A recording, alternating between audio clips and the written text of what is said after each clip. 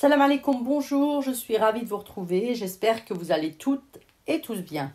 Misère, miséreux, misérables, ils le sont.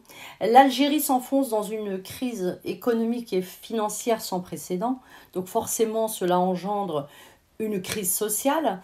Ce régime mafieux est incapable de subvenir aux besoins essentiels de son peuple. Vous avez pu le voir que le pays est confronté à une pénurie de lait en poudre. Les Algériens ne consomment pas de lait frais ou très peu. Pénurie de semoule, d'huile, de pâtes. Le stress hydrique, ils ne pourront prendre qu'une douche par semaine. Et les envolées de prix phénoménales. Ils ne peuvent plus consommer de poulet devenu trop cher. Et la banane, la fameuse banane, comme je l'avais expliqué dans une précédente vidéo, la banane avait été interdite après le coup d'État de Boumedienne, donc président illégitime, alias bec de lièvre, fausse moustache. Il considérait que ce produit, ce fruit était trop exotique et trop bourgeois. Donc voilà pourquoi j'ai commencé par miséreux, misérable. Et surtout étranger aux traditions nationales. Quelle tradition, puisque ce pays venait de naître, je ne sais pas. Et le successeur de Boumedienne, donc le fameux Chadli, avait décidé de faire venir plus de 400 bateaux de Côte d'Ivoire et les historiens ont écrit que ce fut l'orgasme de tout un peuple et que cette réhabilitation de la banane avait laissé plus de traces dans la mémoire collective que le jour de l'indépendance. Donc une orgie nationale. Le ramadan sans banane, les Algériens vont vraiment souffrir. Les militaires au pouvoir, puisque ce sont les militaires qui dirigent l'Algérie, n'ont pas su diversifier leur économie, bien qu'ils en aient eu les moyens et les ressources. Certes, ils sont incompétents. Ça, c'est indéniable, mais l'incompétence n'explique pas tout. Ils sont surtout obnubilés par le Maroc. Ils ne supportent pas toutes les avancées spectaculaires de la diplomatie marocaine. Donc des succès retentissants politiques et économiques.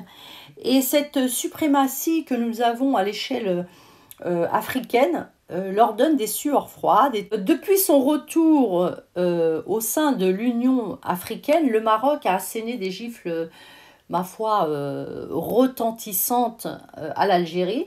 En 45 ans, ce régime mafieux a dépensé la modique somme de 375 milliards de dollars pour nuire au Maroc. Donc échec et mat aux généraux algériens. Donc ce régime mafieux, ou devrais-je dire les militaires, ne sont pas prêts à lâcher leur statut, leurs privilèges.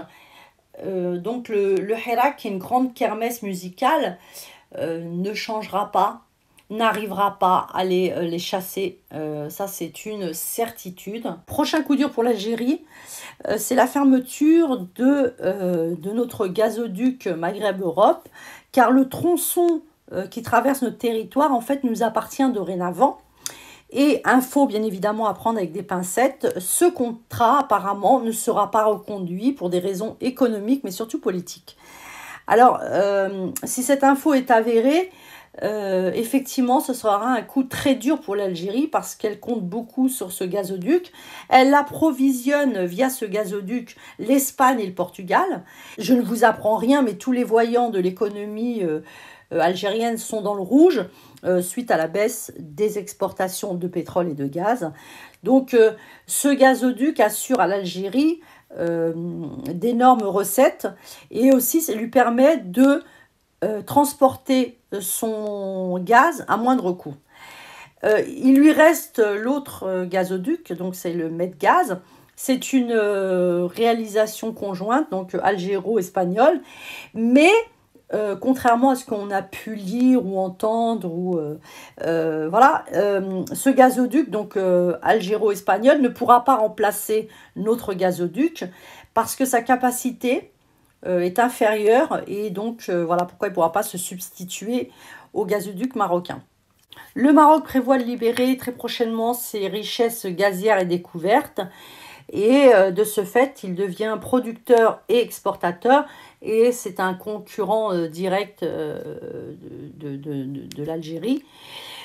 Une info en revanche très officielle, la société Italfluid Géoénergie sera en charge de la conception, de la construction, de la mise en service, de l'exploitation et aussi de la maintenance d'une usine de gaz naturel liquéfié.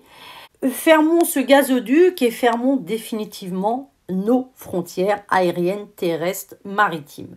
L'année dernière, des guignols frustrés avaient lancé une pétition.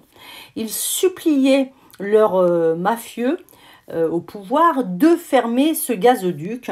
Pauvres bougres, vous n'existez pas, vous n'êtes que des médiocres. Et la phrase c'est: si le peuple algérien se plaît dans sa médiocrité, je ne peux pas faire son bonheur malgré lui. Et c'était en ces termes très élogieux et si vrai que leur pharaon Bouteflika exprimait son amour inconditionnel au peuple algérien. Donc pétition, ce n'était pas réellement une pétition, c'était une reddition. Dans le passage proposé par ce youtubeur frustré, il disait qu'il subissait des attaques calomnieuses, récurrentes, incessantes, et il suppliait. Donc ils avaient plusieurs requêtes. La première, alors je lis parce que j'ai noté leur doléance: élever une protestation vigoureuse auprès du gouvernement marocain et de ses investis de pouvoir. Exiger, attention, exiger la fermeture des comptes et des sites subversifs auprès des institutions responsables des réseaux sociaux hébergeurs de sites, de mettre immédiatement tous les moyens adéquats de riposte sur la toile en cas de non-conformation aux recommandations précitées. En un mot, ils ont expliqué que de face à nous, ils ne faisaient pas le poids et ils demandaient au FAI, donc les fournisseurs d'accès Internet, ils demandaient à leur régime mafieux de les aider, ils suppliaient aussi notre gouvernement de les aider. Donc, poids plume contre poids lourd, vous ne faites pas le poids, nous n'y pouvons rien. Nous sommes très forts, certes, les petits fennecs sont désespérés. La machine Algérie est rouillée. Alors, je leur donne un petit conseil. Mettez un peu d'huile dans les rouages. Oups. Huile, oui, c'est vrai, j'ai oublié. Vous n'avez pas d'huile. Réjouissez-vous, très bonne nouvelle. Donc, j'annonce aux Algériens. Les généraux ont mis en place une filière laitière efficace du lait d'ânesse. Donc, le ramadan et peut-être sauvé, vous allez pouvoir consommer du lait d'ânesse. Je vous remercie de m'avoir suivi, je vous dis à très bientôt, Inch'Allah. Portez-vous bien, salam alaikum, au revoir.